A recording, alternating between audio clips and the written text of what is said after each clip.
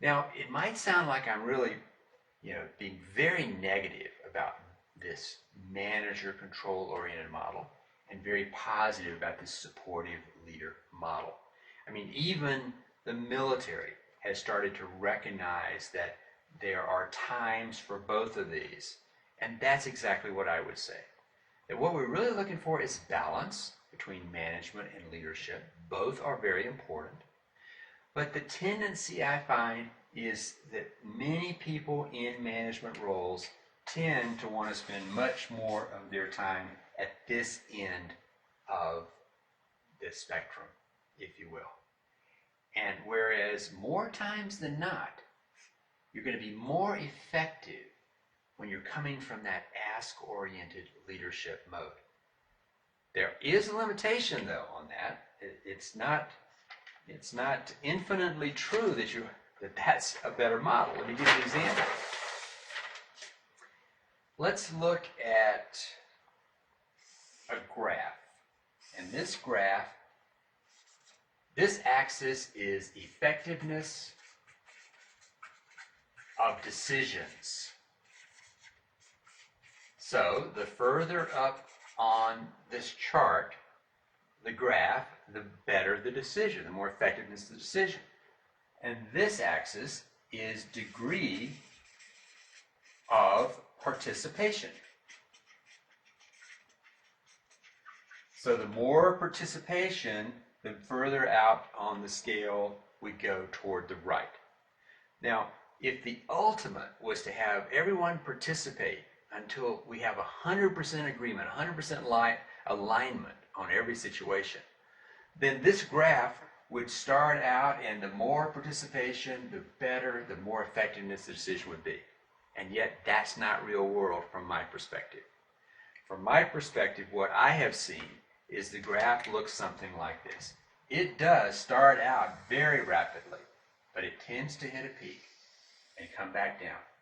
And so there is a point, and I bet many of us out there have experienced being in a meeting where we kind of beat it to death.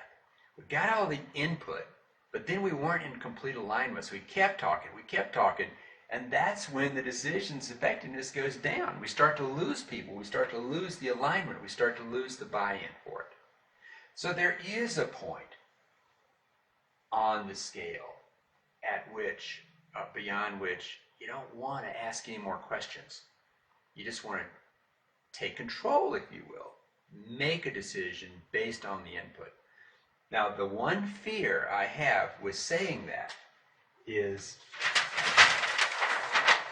a person like me, who is so naturally, could easily come from this tail-oriented perspective, that might give me an excuse to do that quicker than I should.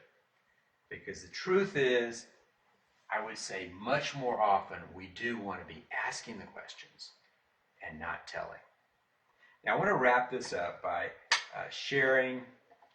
I just remembered, I mentioned the military. Even the military is recognizing, in wartime, you got to give direction. But when you're not in wartime, this model is very good. The more of the leader model is very good at building respect, building rapport, building trust, which is so important. So that when you do get in the wartime situation and you say jump because you need to say jump, they will indeed say how high. So I think that's an important piece. Now, so I'd like to share an example that I had in my own personal life in this. This is decades ago when I was still with Hewlett-Packard Company, and I was asked to, a significant promotion for me. I was so excited about it. I was asked to move to Connecticut to manage the worldwide business that Hewlett-Packard did with GE. And so they're headquartered there, so I moved to Connecticut. And I spent the first month, what an opportunity for me. Had a lot of visibility even at the CEO level of Hewlett-Packard.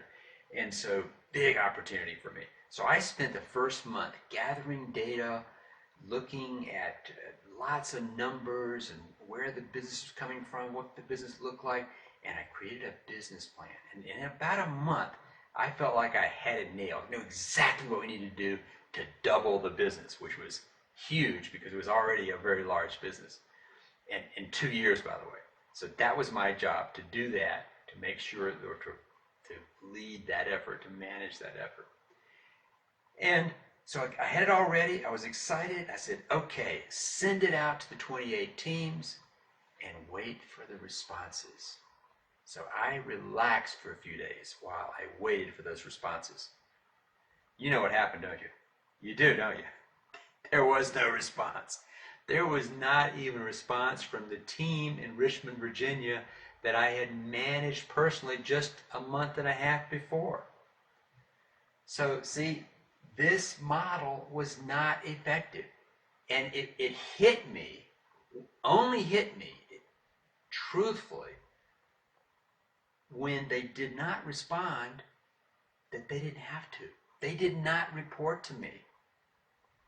They were not people below me who report. They actually reported to me on dotted line. Every single one of these 28 teams reported up a different ladder, regional, district, those kinds. And I was just dotted line. So here I was in a situation where I could not tell them what to do.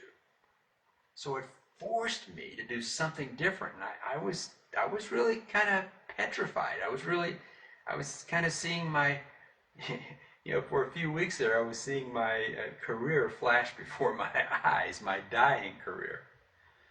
But what I did is I decided to go to where I was comfortable. I went back to Richmond, Virginia for a meeting, and I met with a team of people who had a lot of GE accounts, and they were people who were fans of mine. We had a great relationship and so forth because we'd worked together so closely for years. And I just opened up and I said, gosh, what ideas do you have, guys?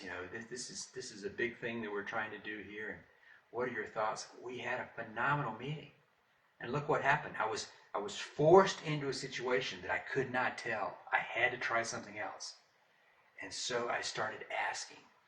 And out of that one meeting came so many ideas and thoughts that, by the way, were over and above what I had created on my own, that I had to recognize that, oh my goodness, this is a very powerful way to do it.